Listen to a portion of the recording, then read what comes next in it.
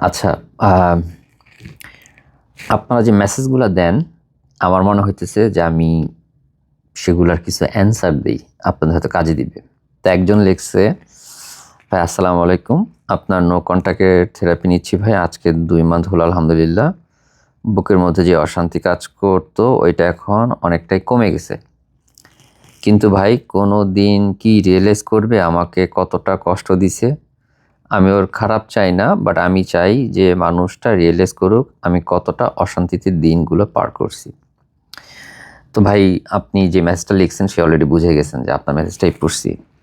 প্রথম কথা হচ্ছে যে সে যদি রিয়ালাইজ করতো তাহলে সে আপনাকে ছাড়তো না। এটা হচ্ছে ভেরি ফার্স্ট পয়েন্ট।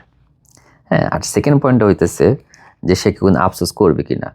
সে আফসোস করবে তখনই যখন তার কাছে মনে হবে যে সে একটা ভালো জিনিস বা ভালো একটা মানুষকে হারাইছে।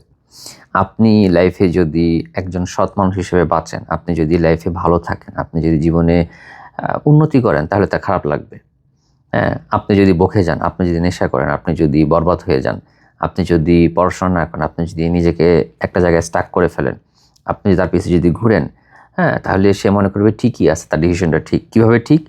যে এই ছেলে বা ছেলের কোনো ফিউচার নেই বা মেয়ের কোনো ফিউচার নাই, হোয়াট এভার ইট ইস, এবং মানে সে আপনার থেকে ভালো কিছু সে ডিজার্ভ করে। হ্যাঁ? আরেক জিনিস হচ্ছে আপনি যখন বারবার ঘুরেন তার পিছে বা তার জন্য অপেক্ষা করেন তখন তার মধ্যে একটা কনফিডেন্স থাকে যে আরে এটা তো আমার জন্য চ্যালেঞ্জ না। হ্যাঁ? এটা তো আমি যেকোনো সময় লাইফে নিতে পারি। সো এইটা থাকুক। এটা আমি যেকোনো সময় নিবো। তো এখন সে কোনোদিন রিয়ালাইজ করবে কিনা এটা হচ্ছে আপনার হাতে না। হ্যাঁ? আপনি আপনার জীবন চলে যাবেন। আপনার যে দুঃখটা সে দিছে, আপনার যে কষ্ট হইছে এটা সে কখনোই বুঝবে না। কিন্তু হ্যাঁ, সে তারও লাইফে অনেক কিছুই হবে। তারও লাইফে অনেক সমস্যা হবে। আপনার সাথে তার যে সম্পর্কটা বিচ্ছিন্ন হইছে, এখানে তো সে কোনো না কোনো সিচুয়েশন তৈরি হয়েছিল। তো সিচুয়েশনটা যদি হ্যান্ডেল করার মতো থাকতো, তার হ্যান্ডেল করা উচিত ছিল। কিন্তু সে ওই সিচুয়েশন থেকে পালায়ে গেছে, তাই না? বাট জীবনে তো সিচুয়েশনটা এমন না যে কখনো আসবে না। তো আসলে সে কি করে এবং কিভাবে সেটা হ্যান্ডেল করে? এটা হচ্ছে দেখার বিষয়। হ্যাঁ? সো আপনি গ্যারান্টি দিতে পারেন যে আপনি যদি তার সাথে যোগাযোগ না করেন, কথাবার্তা না বলেন, তার সাথে কোনো রকমের কোনো যোগাযোগ না রাখেন, তাহলে সে আপনাকে মিস করবে। একদমই মিস না করবে তা না, আপনাকে একটু হলে মিস করবে। আর সেকেন্ড যেটা সেটা হচ্ছে সে আফসোস করবে যদি কোনোদিন দেখে আপনি লাইফে ভালো কিছু করতেছেন।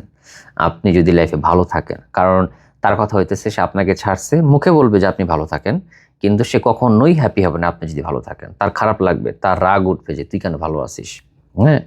কারণ সে আপনার ভালো চাইলে আপনার সাথে থেকেই ভালো চাইতে পারত। হ্যাঁ?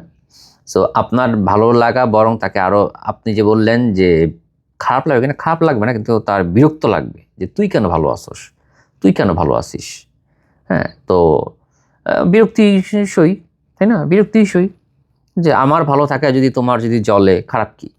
তাই না? সো এইটাই দেখার দরকার নেই সে কি করতেছে না করতেছে, জাস্ট লিভ ইট। ওকে?